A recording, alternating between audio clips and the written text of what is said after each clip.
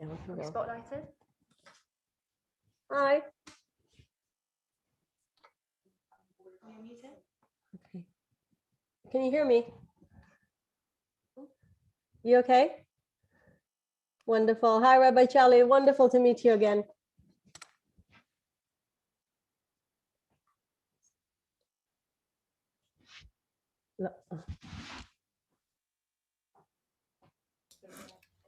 Good evening. We'll just wait for everybody to come into the room and then we'll begin. Thank you for your patience. Wonderful.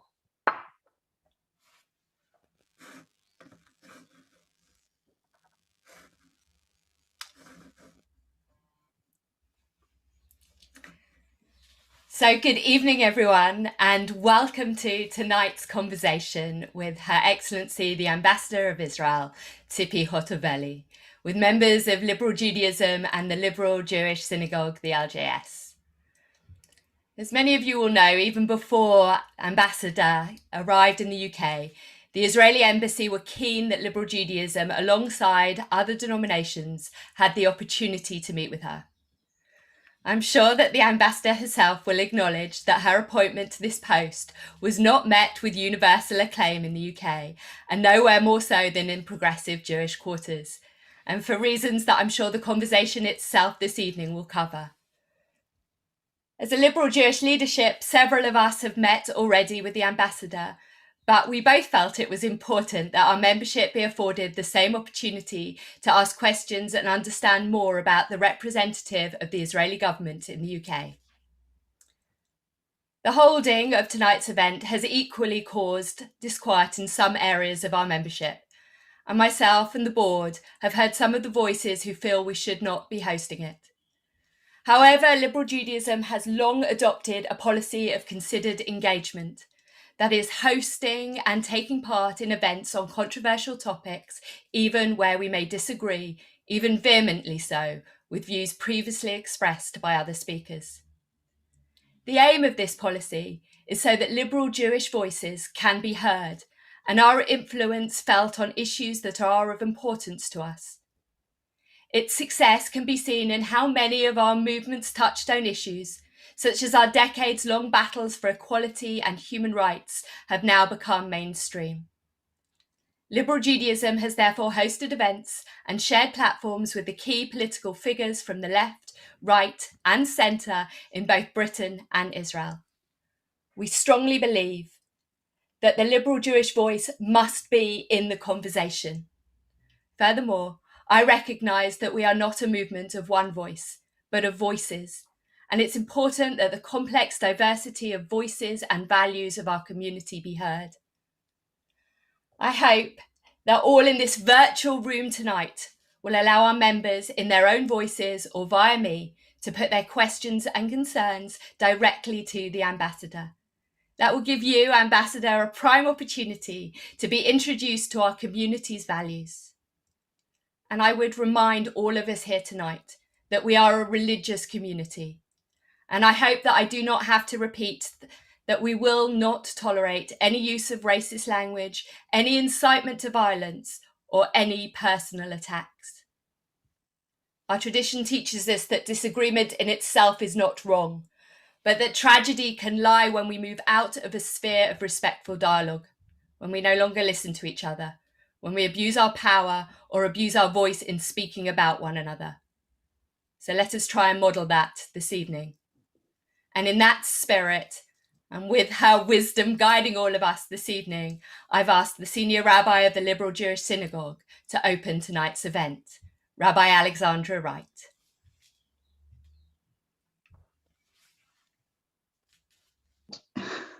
Thank you, Rabbi Baginsky. Your Excellency, Ambassador Hotevely, Rabbi Baginsky, members of our Liberal Judaism congregations, guests who have joined us for tonight's event, I am honored to be able to open this evening's conversation with a few brief words.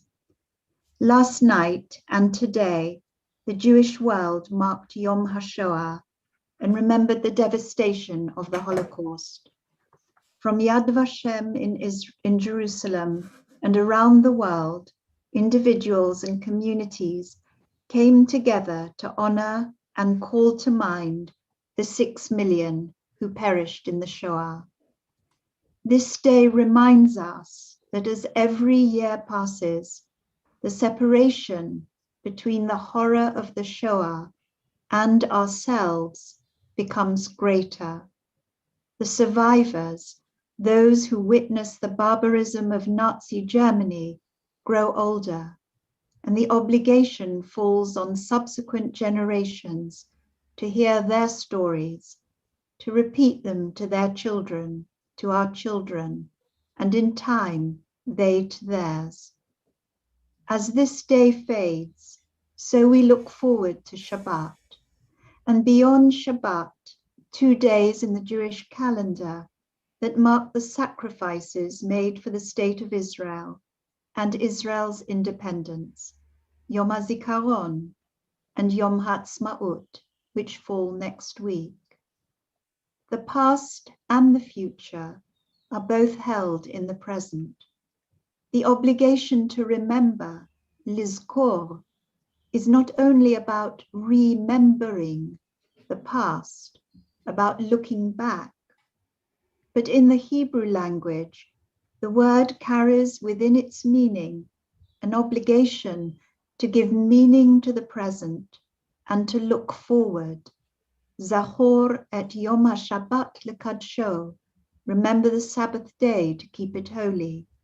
Zecher litziat Mitzrayim, in remembrance of the Exodus from Egypt.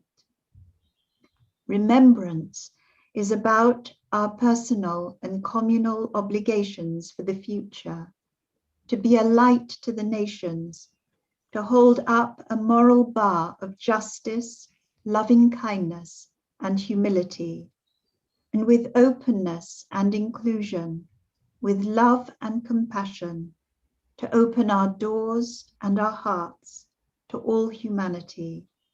As the psalmist says, Mi ha'ish hechafetz chayim, ohev yamim lirot tov, nitzur leshonecha meira, usefatecha midaber mima, su meira ba'aseh tov, bakesh shalom v'dorotvehu. Who among us loves life and longs to enjoy good for many days? Then guard your tongue from evil and your lips from deceitful speech. Turn away from evil and do good. Seek peace and pursue it. Thank you. Thank you, Rabbi Wright. Throughout the evening, we will take questions from the floor, some who have been submitted already. When we come to you, you'll be asked to unmute yourself. But in the meantime, I'd like to introduce our guest, who will be known to many of you. Her Excellency Ambassador Tzipi Hotevely was born in Rehovot in Israel and is the 18th Ambassador of Israel to the Court of St. James and the first woman to be appointed to that position.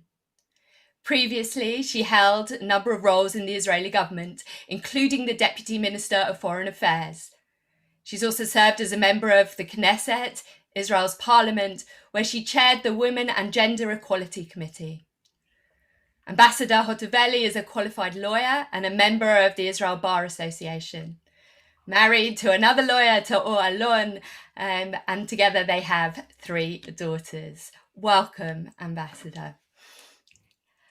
I will, as I said, come to you questions from the room, but I want to begin with some of our pre-received questions from our membership who have asked me to begin those questions.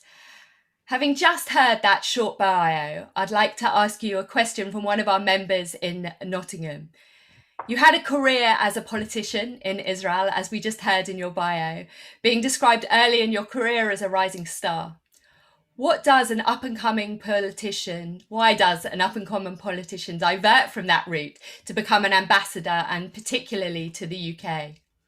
Well, it's a wonderful question. You have no idea how much I'm excited to take this position, such a young point in my life, to be honored to serve my country in one of the most important arenas in the diplomatic arena for Israel. I'm sure you all know how much our relations, the country, the Israeli and the British relations when it comes to security, sharing intelligence, having a really strong commercial relations. As you know, Britain is our third trade partner. This is really the best, I would say, the best way to serve my country. I'm a civil servant by soul. When I was a parliamentarian, when I was a minister, I thought this is the best honor I can give to my country to be, to do this service. And this is why I'm so happy when the Prime Minister offered me to do this role. He also mentioned the fact he also had a diplomatic career as part of his life. And he said how much it gives perspective to politician, to person that really wants to take care about the future of Israel, to be also in international arenas. And I spent 4 years at the Foreign Office in Israel, maybe the best years in my life, because I really experienced the power of Israel. The fact that from a very, very small and weak country, we became a really something that most countries in the world look up to because of the great achievements, because of the fact that Israel today is symbolizing a force for doing good in the world. And I want just to share with you my last visit that was in Pesach in my homeland. And I saw everything was open. We are the first country in the world that managed to beat the COVID among the Western countries, and a democratic country that kept civil rights, that kept all, everything we could in order to make life to go back to normal, thanks to the vaccination program. And this is what makes me so happy, not to represent just a party or just part of Israel, but actually to represent the entire country. I really feel it's a great honor to do that. Thank you. And you've raised several things that I know we're going to come on to, particularly there, both in terms of vaccination and civil rights, many things that I think our members would like to hear more on.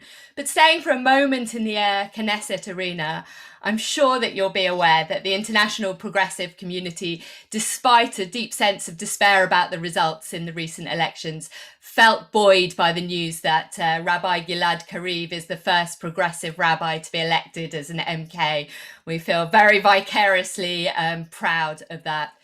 On one hand, you frequently said that if progressive Jews want to have a voice, they need to make sure that they're there in the Knesset. Yes. And on the other hand, in the past, you've said of progressive Jews that we take the skin and the name of Judaism, all of its customs and traditions, and empty out its contents from within.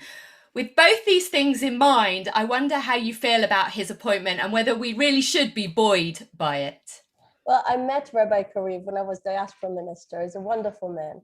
I'm sure you know that we can have many discussions and different views about different things, but you need to understand, you can quote many things that I said in the past, but I no more represent myself. I represent my country. So I cannot have this dialogue with things that I said, because at the moment I'm having this flag, the Israeli flag next to me. So I'm not anymore an individual person. I'm really representing Israel as a pluralist, democratic, very proud country. And I think that we need to be proud of the fact that all voices can be heard and sound. Sometimes part of our difficulties in Israeli democracy is the fact we want to give each group representation, that we lose the big picture. Look, we cannot form a government because we want every single group to be represented in our country. So I think this is part of what's beautiful about Israel. You can really have your voice and your sound. And I think that Rabbi Kariv is a wonderful man. Of course, we don't share the same views on many things, but it doesn't matter. What really matters is he's going to bring his ideology to the Knesset. And I think that for you, it's a great news. Thank you. I would like to take the opportunity and my own chance to share with you something that Gilad on Rabbi Kariv shared after his first day in his office and after he prayed in the Knesset. And he wrote that the chorus of voices, which on the face of it sounded like a complete mess, is the best reminder for me of the feelings and sensations I need to bring with me to the Knesset every day. On the one hand, there is a deep excitement of our sovereign life here in the State of Israel.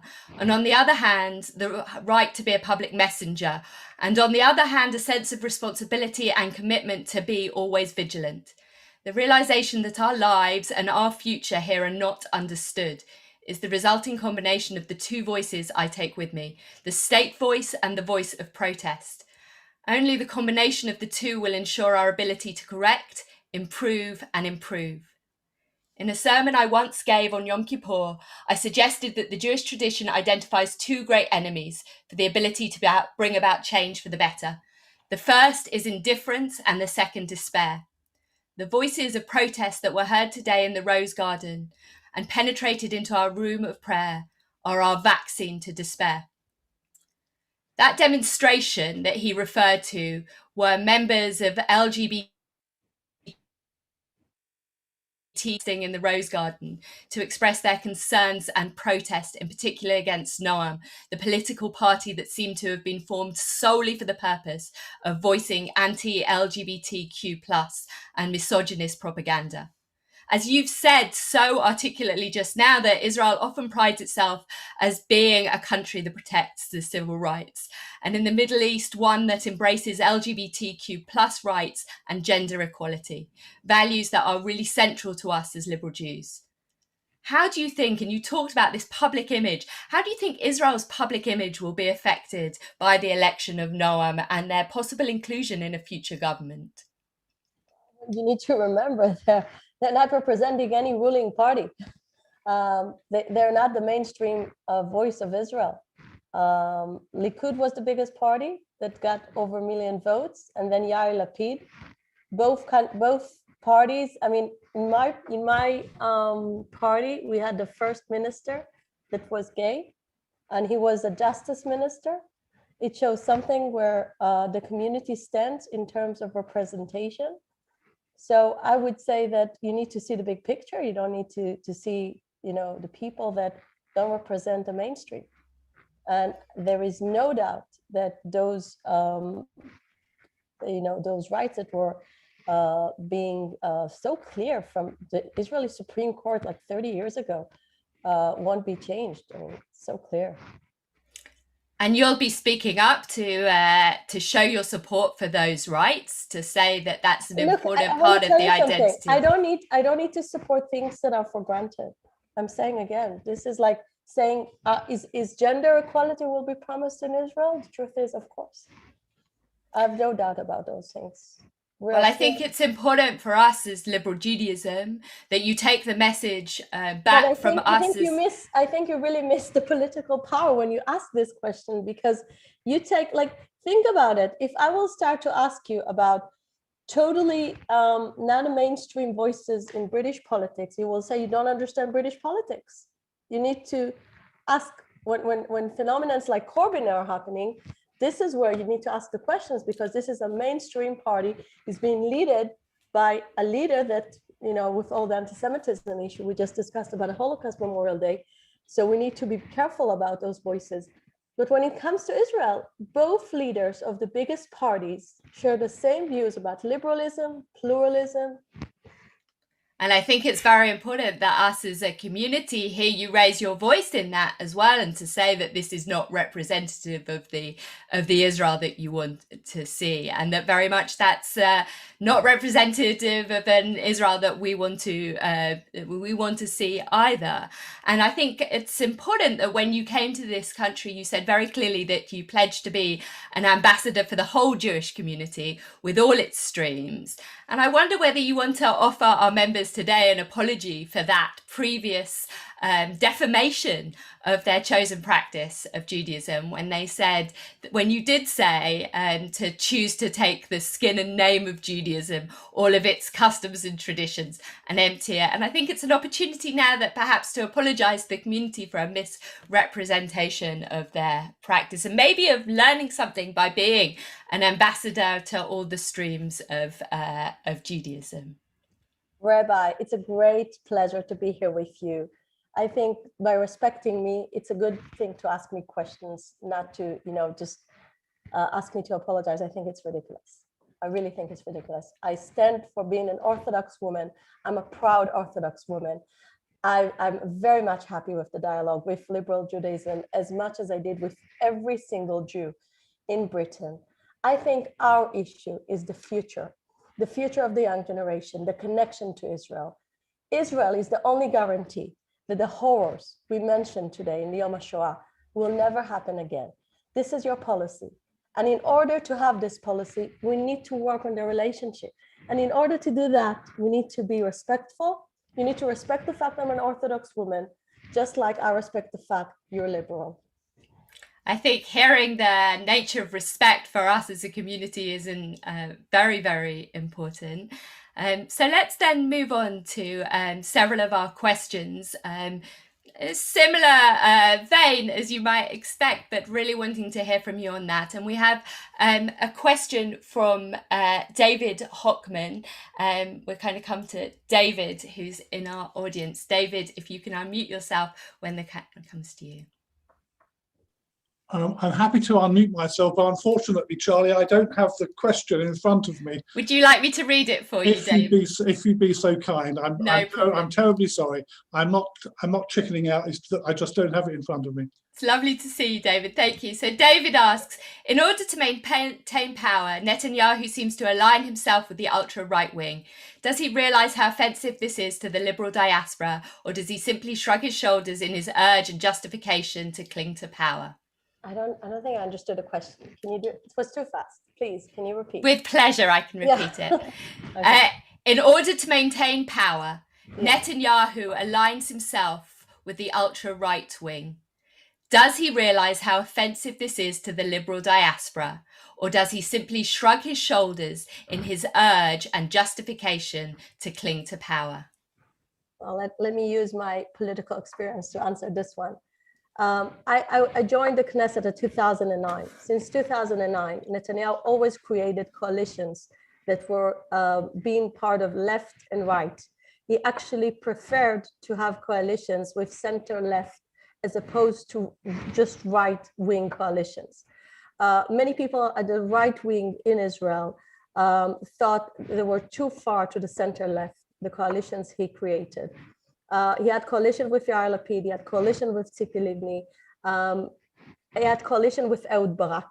They were all the people that competed him, that were the leaders of the left wing in Israel. So this is the facts. So we need first of all to face the facts. The reason that Netanyahu is doing this coalition is because some people have decided to boycott him. A person that received more than 1 million votes, more than any politician in Israel. So I really think you need to address this question to the people that are boycotting Netanyahu, not to Netanyahu.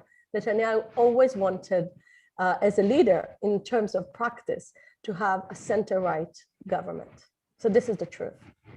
So your question was based on things that didn't face the reality in Israel. So does that mean that ideally Likud would rule out a coalition with Noam because they're so far from the mainstream and not... I don't know how to explain how much you're far away from understanding Israeli politics. I'm sorry. At the moment, as you know, no one has a government. So this question is totally irrelevant. It's not about having coalition with Noam. No one can have coalition at the moment. And yet Likud entered a vote sharing agreement with Noam. Let's move on to a question from Ruth in Leicester.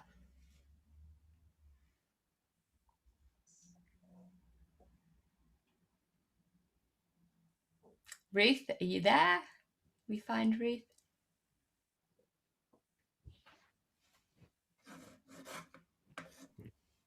Thank you. Sorry, I was having trouble unmuting. Thank you, Rabbi.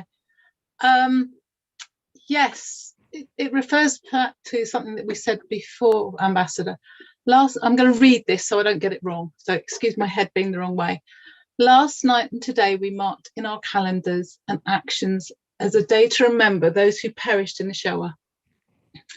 I'm interested to know what you would say to any individual who, despite all the independent witnesses and documentation detailing these atrocities, that they would deny the Holocaust took place and other revisionists of history, and how you would equate their views with the statements that you have made, denying the Nakba as Arab lies? One has nothing to do to the other. Nakba. It was part of an evening. I think it's very important to remember when things are being said in their context. It was an evening that was speaking about the fact that almost 1 million Jews were expelled from the Arab countries in the Middle East. And we wanted to make sure that this chapter in history will be remembered. So by speaking about the Arab disaster, this is the translation of the word Nakba in Arabic, we need also to remember that Jews were expelled from Arab countries. This was the reason I said that just by having just one side of the picture doesn't reflect the historic truth. So I think everyone would agree that we need to remember historic facts, and Jews were expelled from Arab countries, and they came to Israel. And this is the reason I was speaking about it. As you know, we are all fighting anti-Semitism. We're all fighting Holocaust denials, and we're doing that together with Yad Vashem, who's doing a tremendous job in bringing the historic truth and the testimonies to the world. My husband is a grandson of both his grandparents were survivors from Auschwitz and from Dachau. And the remembrance of the history is part of our family biography, but it's also part of our DNA as Jews. So we're not denying any other group suffer, but we want the big picture together with the entire truth to be told. But two wrongs don't make a right. No, one has nothing to do to the other, as I said.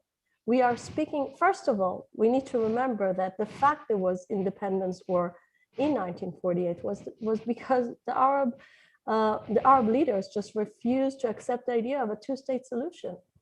This is the historic truth. No one says different. But are you working towards that now? We're working on peace. We're promoting peace. All Israeli prime ministers promoted peace. Menachem Begin, the great leader, did really the biggest, I would say, breakthrough in the Arab world. And now Netanyahu came with this amazing breakthrough with the Arab world. Israel really wants peace. We always wanted peace. This is one of our toppest interests as a democratic country in a place where we see more and more countries that are being failed countries, unfortunately. We need to see more voices on the other side that seek peace as much as Israel is seeking peace.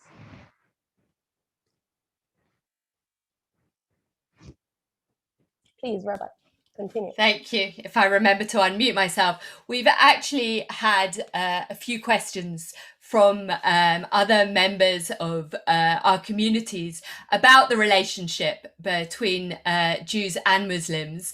And I'd like to go to Michelle from our community in Leicester and then to Charles from Edinburgh.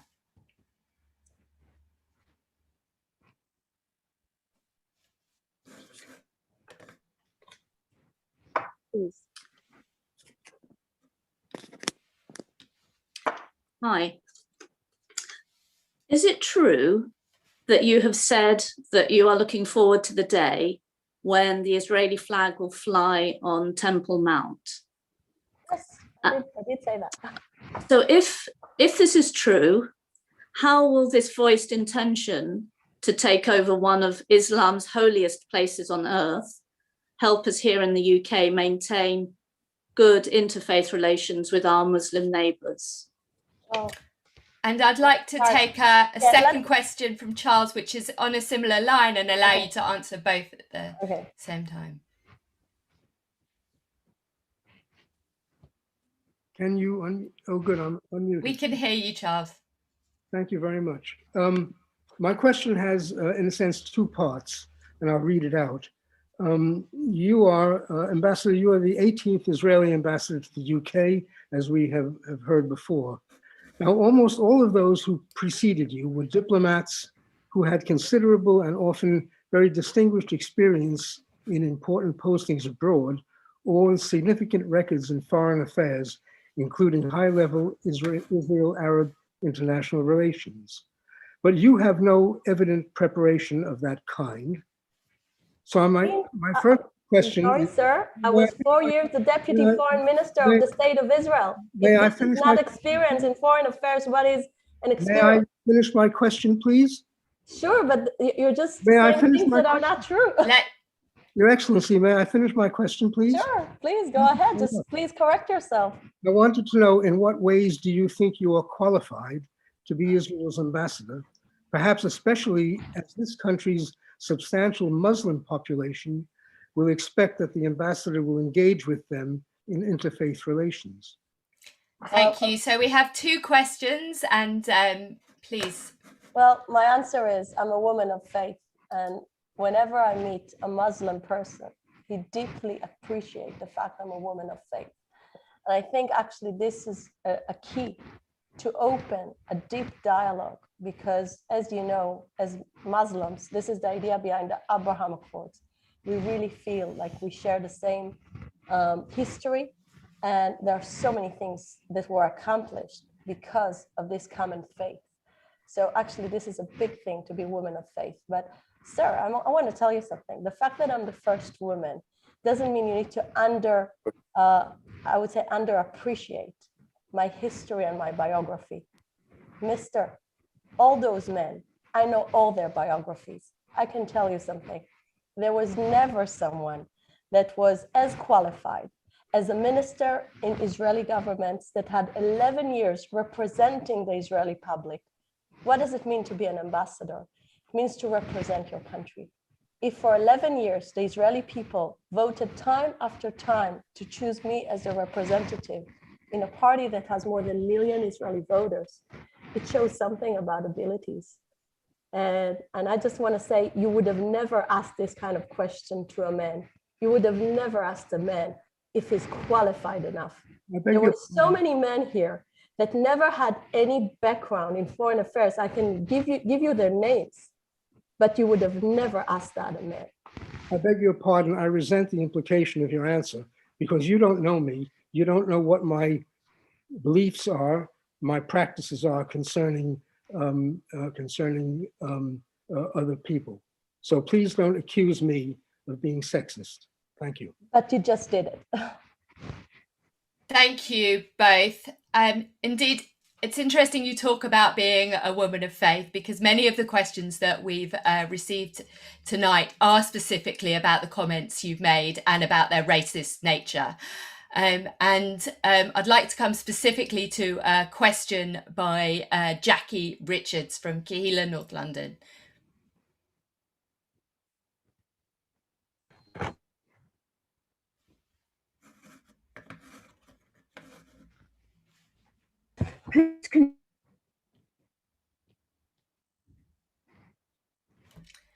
Jackie seems to have frozen. What a moment, Jackie, to freeze. I'm going to ask Jackie's question. Oh, no, she's back. There you are, Jackie, please. Okay, I'll start again. Please, can you explain some of the racist statements that have been attributed to you about Palestine and Palestinians? Are they your personal beliefs? And how can you justify them when a fundamental value and belief of Judaism is that we as human beings are all made in God's image? Thank you. I would love to address that. I was actually a pioneer in saying that we should always offer equal rights to our neighbors, just like Menachem Begin wanted when he started his Camp David Accords. So I'm actually being another generation of the Begin approach to the Israeli-Palestinian conflict. And I would like to say that my party brought more peace agreements. I mean, I'm now representing the entire Israel, but it's important to remember that historically, this approach brought more peace agreements than, unfortunately, all those people that just wanted to have one type of formula. We need to be creative in the Middle East, just by outreaching leaders that are not willing to sit and negotiate with us. Peace will never come. We need to make sure that the young generation has values of peace and equality. We need to make sure that We have dialogue with the young generation, so we will have different leadership. At the moment, the Palestinian leadership is being divided with a terror organization that is calling to kill my children, that is shooting rockets on kindergartens. It's important us to see the truth, the reality, and to say we want to have peace with all our neighbors, but we also need to see the right leadership to rise and to say we want to have peace with a Jewish state. We need to remember that. This is why I think that by addressing the real problems of the Middle East, you cannot say it's racism. This is really a pure way of outreaching the young generation, the Palestinian society, and to tell them, you need to have better future. We need to have peace, but you cannot have that with throwing rockets on kindergartens in Sderot. I think that what both was referred to in terms of Michelle's question, which I think I'm being reminded that we didn't really get to answer alongside. So maybe we can come back to Michelle's question and receive an answer. But also I think that I can see from faces around the room that wasn't felt that was an answer to the language that has been used and attributed to you is not answered in Jackie's question by talking about the other side, and that it's if we're talking about a next generation, then that is for us would not be a way that we would build those relations. But perhaps we can come back to Michelle's question about the building of and maintaining of good interfaith relations with our Muslim neighbours here in the UK. Well, that's a great thing. I think that we should all be part of cooperation. We need to have this cooperation. And the first meetings I held when I came to the UK was actually with the Arab ambassadors, and they were wonderful meetings. I was really excited from the fact that I'm coming here on Era of Peace. So I would say that my timing of coming to London is actually more good news to the future with the Muslim world. I'm still not sure that Michelle would feel that her question has been answered, and I think we should acknowledge that. But we have been amazed. I'm conscious of the number of questions I want to get through and make sure that everybody's voice is, at least their question is asked, if not able to be answered. And we've been amazed here, certainly by, as you referred to, the incredible vaccination program that has taken place in Israel. And many of us will have been pleased to have Israel frequently mentioned positively in the news, as the reports of widespread use of positive data has encouraged vaccine take-up elsewhere. Indeed, we know that Finchley Progressive Synagogue's own event with the Deputy Ambassador, with Sharon Baalai, had to be postponed due to her being flown back for her own vaccination. And yet, we have several questions about the vaccination programme and Israel's responsibility to those living in the occupied territories and in Gaza. And we have a question from Ros Clayton, who is a member of our Board of National Officers. Ros. Yes, good evening. Good evening. I'm a keen subscriber to the Times of Israel. This is where I get my information from.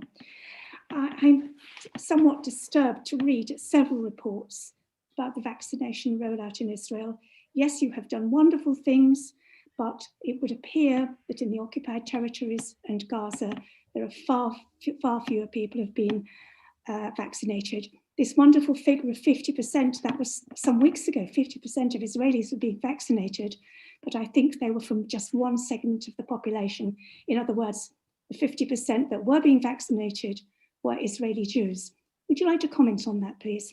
Sure. I've been asked this question since I arrived, and I'm really happy actually you asked, because some of it has something to do to the Oslo Accords. According to the Oslo Accords, the Palestinians wanted to have responsibility on the health system. And when the pandemic started, our approach was we want everyone to be vaccinated, and it was in our interest to have our neighbors to be vaccinated, because as you know, the pandemic doesn't see borders. It just goes from one person to another. Definitely with the fact that we're very close with our neighbors when it comes to working process and places where we meet each other and work together. So it was really in our interest to have everyone being vaccinated in the region. So what happened was we offered the Palestinians to share vaccination program with us. they refused. They said they want to have their independence in controlling the system, and they prefer to use the Russian vaccine. We totally respect that. I think part of what I really don't understand in the way you are speaking about the Palestinians is the fact you don't see them as people that can handle things like vaccination. They can handle it. They asked us to give them the ability to handle it. And we respect them as human beings and as people that really can take care of the problem. And in a certain point, or after they asked the help of the WHO, and after they used the Russian vaccine, they still wanted us to help them to vaccinate the medical teams. And we did. Ambassador, could I ask you to move your hair off the mic because we're losing some of your words? Thank you. Sure. So I'm just saying that when they asked our help in vaccination of the working teams, the medical teams, we did share our vaccines with the Palestinians. So there was no kind of intention that someone will be left out of a vaccination program. They choose to vaccinate their people with a different vaccine, which is absolutely okay, because as you know, even in Europe, you have many discussions about what is the right vaccine to take. So it's really in their choice to choose a different type of vaccine. It's absolutely okay. It's interesting that today there was an article from with a statement from Dr. Ronnie Gamzu, the country's former coronavirus czar, saying that it was the obligation and duty of Israel to ensure that the Palestinians in the occupied territories had access to COVID vaccines. And we have a question. We come now to a question also on sort of leading on from vaccines from Dr. Peter Daniel from the LJS, from the Liberal Jewish Synagogue.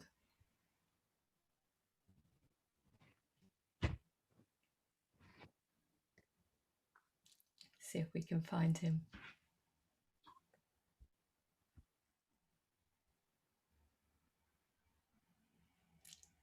Do we have him? Don't think he's here. Maybe I'll ask his question then on his behalf. He's asked, when will Israel open its sky and let UK residents fly to Israel again? And I don't think I'm breaking any secrets to say that we are delighted that our own year course students made it there today after being turned away at the airport. So I think this is a question that many in the room may be interested to hear. So I'll be more than happy to try to help about bringing all the students to Israel, because I really think this is a top priority to bring the youngsters that want to come on programs. I can give an effort to express the importance of it as an ambassador. I really think it's important. Just in general, today we got new rules about people who can come to Israel. And it's really about people that have first circle relatives in Israel. Our embassy will publish all the circles of relations you need to have in order to come and visit. And I really hope that by the summer, we will have more ability to host everyone, because I know how much it's important to this community. You're extremely Zionist, and I love that. I think you really love Israel. You really want to be connected. And nothing, I'm telling you, as someone that couldn't go to Israel for 2 months because all people couldn't come.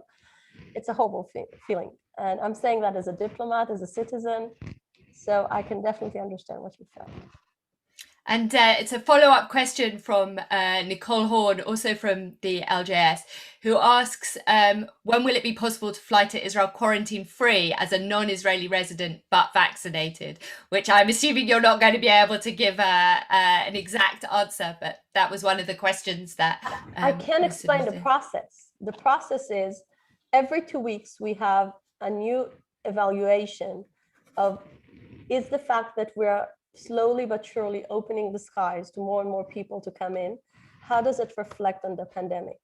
At the moment, the numbers are good, but we don't want to the real problem is the variants, the different variants around the world that are creating, like I would say, a different picture of the pandemic. So we really want to make sure that we won't be in the third wave, just like many countries in Europe are speaking, and even in the United States. So we really need to be careful with that. So we're doing it slowly but surely. Thank you. As we all know, there is a real period of flux again in Israel as the government is possibly formed following a fourth election. And we've got a question regarding some of the changes that have taken place recently from the chair of Liberal Judaism, from Ruth Seeger.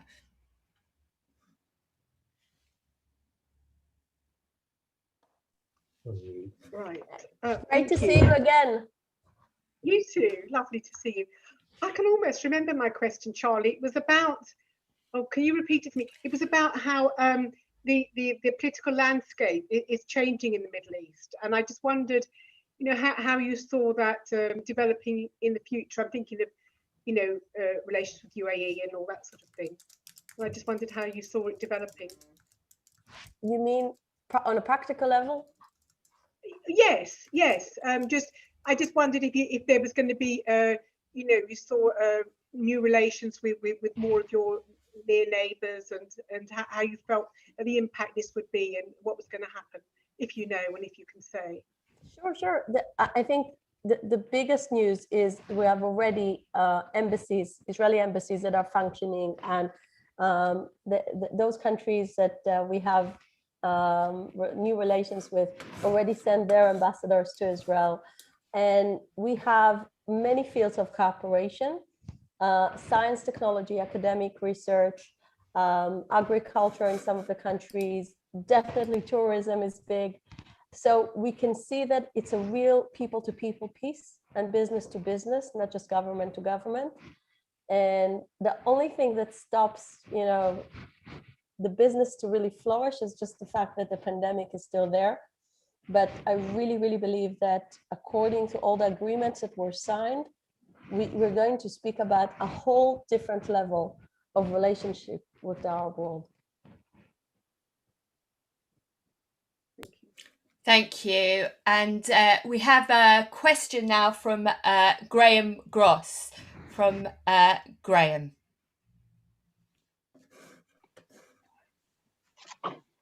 Good evening, Graham. Hello, can you hear me? We can indeed. Very well. Okay. Yes. The ambassador is reported to hold the view that the Palestinians have no culture or heritage. I'd like to know if she thinks that's true. Apart from that, whether she does or not, I'd like to know how she, if she does admit that, how she explains the existence of millions of people who do identify as Palestinians. And most importantly, as I think she's been reported to want to see Israel take over all of the occupied territories and annex them.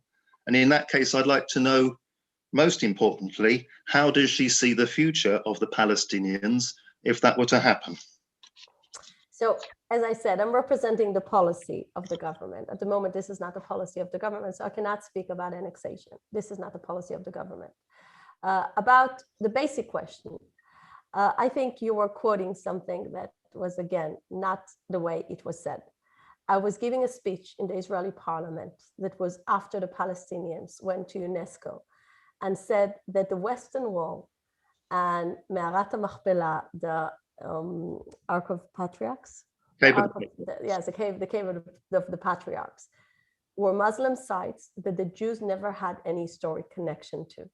So what I said as an answer to that, said, you are trying to rewrite history and you are trying to erase Jewish history in this land, and you are trying to adopt Jewish history as part of your heritage. And I'm standing behind those words because this is what the Palestinians are being doing in international forums and tribunals. They've been trying to deny any historic connection of the Jewish people to Israel. I think the peak was probably when Yasser Arafat told to Clinton there was never a temple on Temple Mount. So we have thousands of examples of how step by step they are denying our history in Israel. So this is really our right to stand up for the truth and stand up for history and to say our connection is 4,000 years old. And no one can deny that, even though they're trying. So I think this is where I have my arguments with people that are trying to deny my right to live in Israel. This is basically what it is. About the future of the Palestinians, well, they can learn from Egypt, Jordan, the Gulf countries, Morocco, all those countries that choose to live in peace with us, because they can see this is the best way to live in the Middle East, just by having cooperation, by stopping use the energy to war and to kill children. This is where the future is. The future is where people want to live together. And I really think no one is eager to have peace more than Israelis. No one.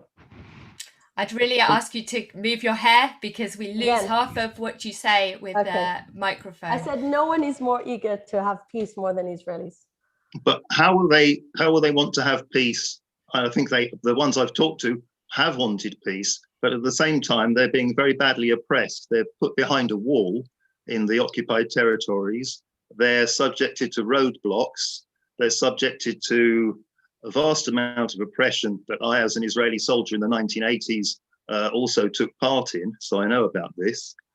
So how do you expect them to want to have peace, even though actually lots of them do? How do you expect them to want to come to the table?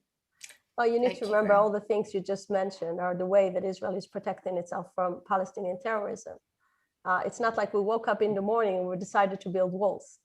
Our basic call to the Palestinians since the country was established was live peacefully with Israelis. Let's share together economic flourishing. We always offered that. Every Israeli leader, every Israeli prime minister did all the efforts that can possibly be made to call them to have peace agreements. But you cannot enforce peace agreements. Well, you're saying no, but let me just share with you something. How come Ehud Barak, an Israeli left-wing, I will share with you a story. When I walked into the Knesset, Ehud Barak was the defense minister. I went to his room. I said, Ehud, what did you learn from the Camp David Accords? You are the left-wing leader that went all the way to Jerusalem.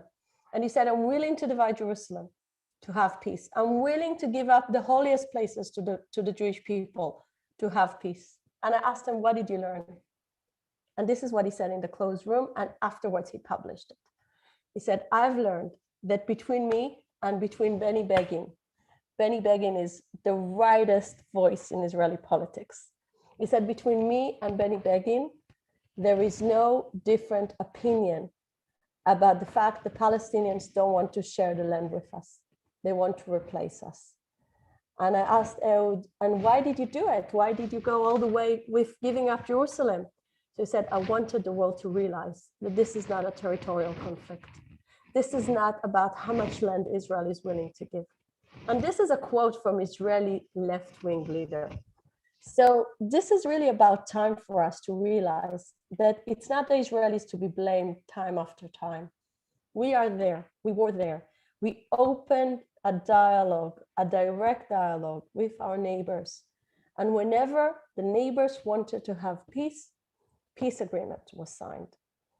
Well, you can say no, but this is the truth.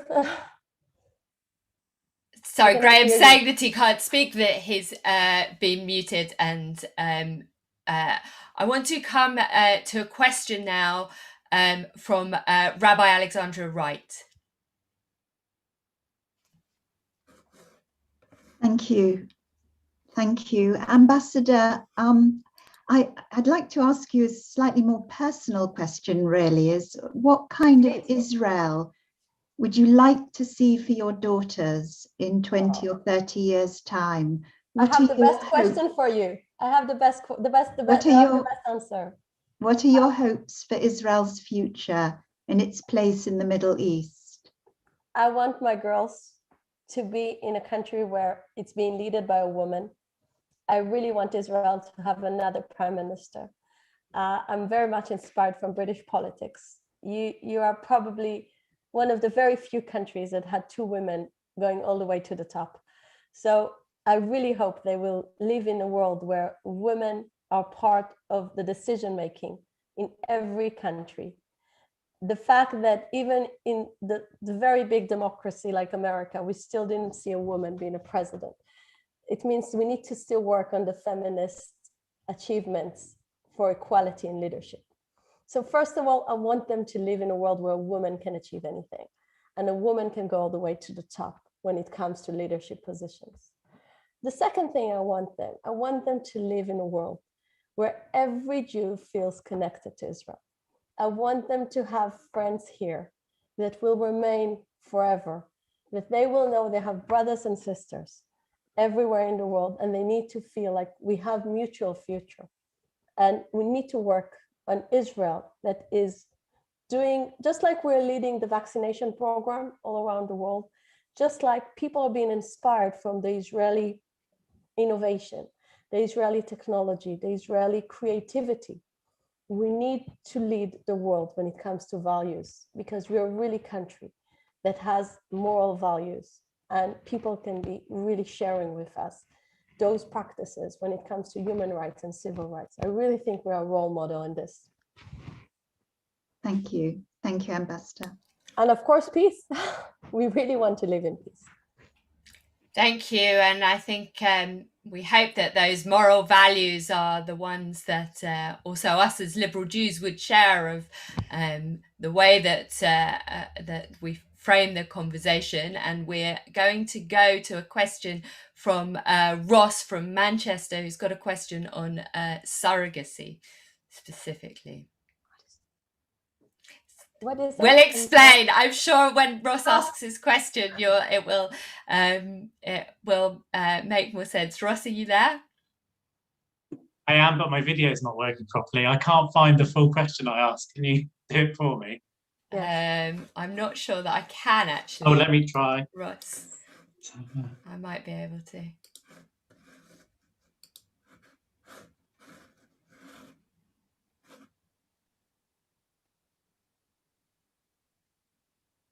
Yes, I've got it, Ross, if you'd like me to ask it. I got it. Okay, good. Yeah. In February 2020, there was a Supreme Court ruling that ordered the Knesset to end discrimination in surrogacy. As back in 2018, the law was extended to single women to access surrogacy. Surrogacy is when... yes, I know. Okay. But I was trying to think of the word desperately in Hebrew. But maintained a ban for single men and gay couples. By the way, it's called pundakot. Okay. Everybody knows, you learned a new word now in Hebrew. But maintained a ban for single men and gay male couples. And that 2018 ruling triggered lots of demonstrations in the LGBT community. It was hoped, following the 2020 Supreme Court ruling, that the law would be clarified within 12 months, but that doesn't seem to have happened. And I appreciate that there's been another election, so that may have some impact. But I would like to know if the 2020 ruling is still on the Knesset's agenda, and if so, if there's a timetable for this to be looked at. Similarly, what's going on with LGBTQ adoption, as that seems to be hanging in the balance too? Well, just in general, because of the political crisis, many legislation just cannot move forward. So I really cannot say when we will have functioning Knesset because of the political crisis. So the truth is, this is the political crisis that cannot give many things to happen. So I cannot answer this. Like, I have no idea about the timetable of when this political crisis will be over. Yes, indeed. And so, Ross, I would say come back and we'll ask the question again as we move forward. And we have a question from Owen, who is our inclusion officer for the Board of National Officers. Owen. Good evening, Ambassador. I'm pretty keen, as I'm sure you know already, that inclusion is a very, very central part of our identity as liberal Jews. But looking at inclusion in the context of disability, we really work hard to try and make ways for people with disabilities to fully participate in our community life. What I'd love you to do is share with us some ways that the Israeli government or agencies have projects to support people with a disability who may want to stand for the Knesset, train as a rabbi, go to university, be who they are in a safe way, which I think ultimately is what Zionism is about. Thank you. This is great. This is really great. You have no idea how much I would love to cooperate on those really, really essential issues. We have two big organizations in Israel that are doing it. And I would love to share with you, with my embassy, projects about how we make Israel accessible to everyone. In the Knesset, we actually did everything to make sure that everyone can be part of the parliamentarian representation. We changed the podiums site to have to give the opportunities to people that are sitting in wheelchairs to give their speeches in the Knesset. All the Knesset is suitable to people that are coming with help, with assistance.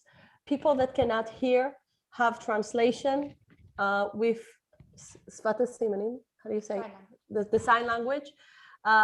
We also adopted many tools to blind people. We have the Shalva organization that is doing amazing thing with kids that have special needs. Israel really can give a lot of practices about this very, very important issue. So if you're interested to cooperate on this, I'll be more than happy to have my professionals in the embassy to connect you to the Israeli organizations. That is wonderful. Thank you very much. And a lovely answer. Very encouraging. Thank you, Aaron. Thank you, Ambassador. And I'm going to come next to another rabbi in our audience, who I also think you've met, to Rabbi Leah Molstein, who is rabbi at the Ark Synagogue, one of our communities, and also the chair of Artsenu. Rabbi Leah.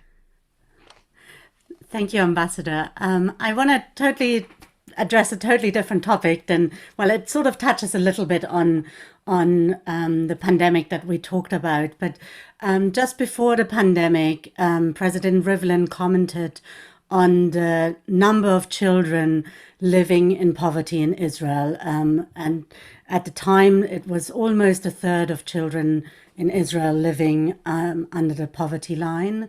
And we've seen, as was the case in other countries, a huge economic impact of the pandemic, in particular on the poorer families.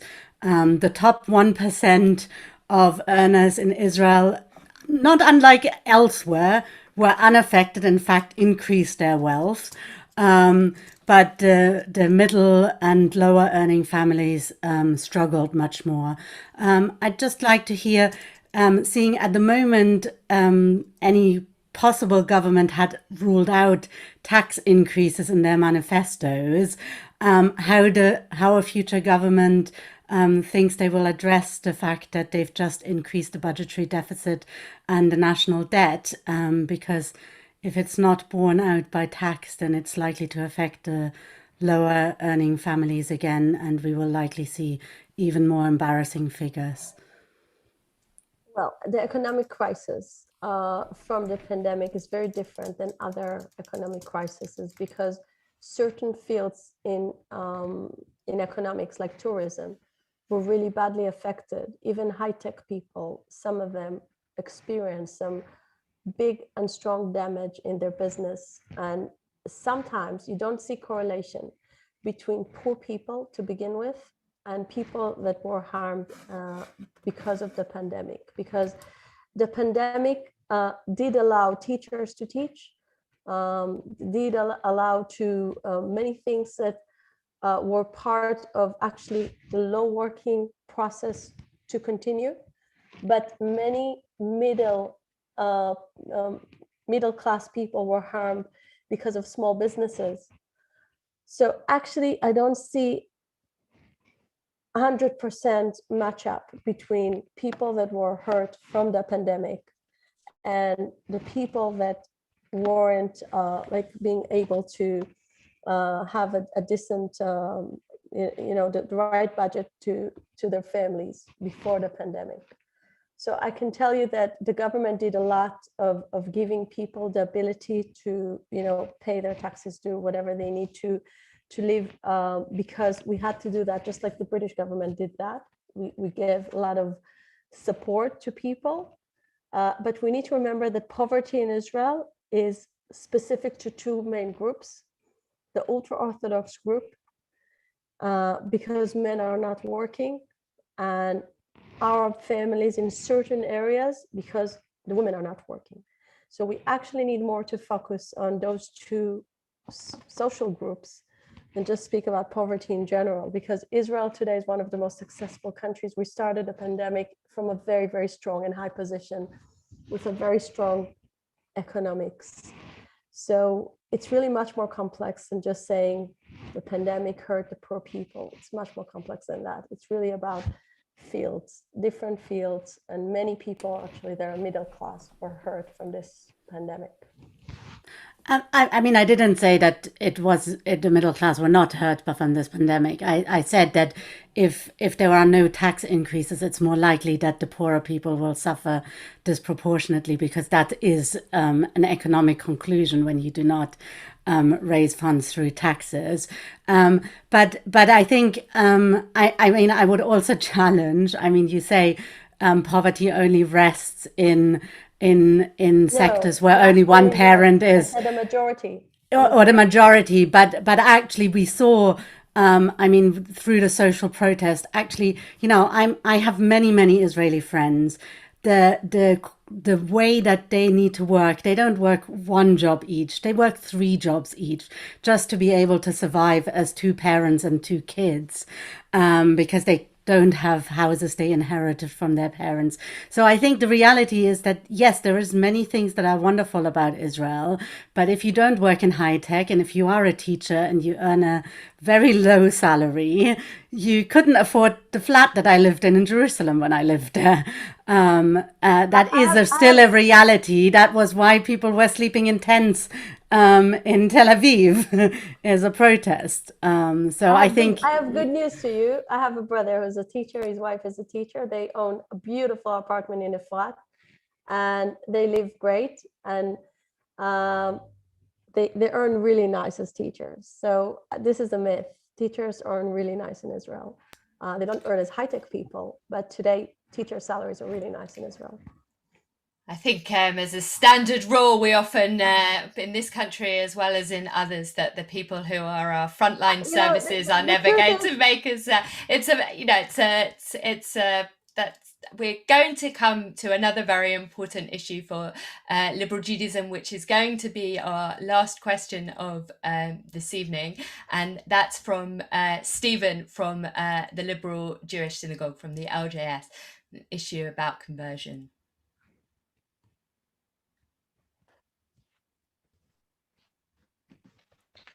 If a non-Jew converts to liberal Judaism, would they be seen as Jewish by the state of Israel? They can make aliyah, they can be part of the game, and they can do whatever they want in order to have equal rights. This is what I can tell you. And I think that for me, it's important for every Jew to remember that he has a place in Israel. If you're asking about the Orthodox Rabbanut, I'm sure you know the answer. You're not asking me, I'm sure, halakha. I don't think we're asking you a halachic question. Yeah, I think Chok HaShvut is very clear. Every Jew can come, even if his conversion is not Orthodox, and just be part of the beautiful. And it's a significant change, I think, as well, the recognition of conversions that happen within Israel and the conversions that happen without, that are done by the progressive movements in an important moment. Ambassador, I want to thank you for being with us this evening, and from listening to the questions and concerns of our community, and from hearing the voices from our community. Let me just say one little thing. When I arrived to Britain, I saw that Israel was handling the crisis much better than Britain.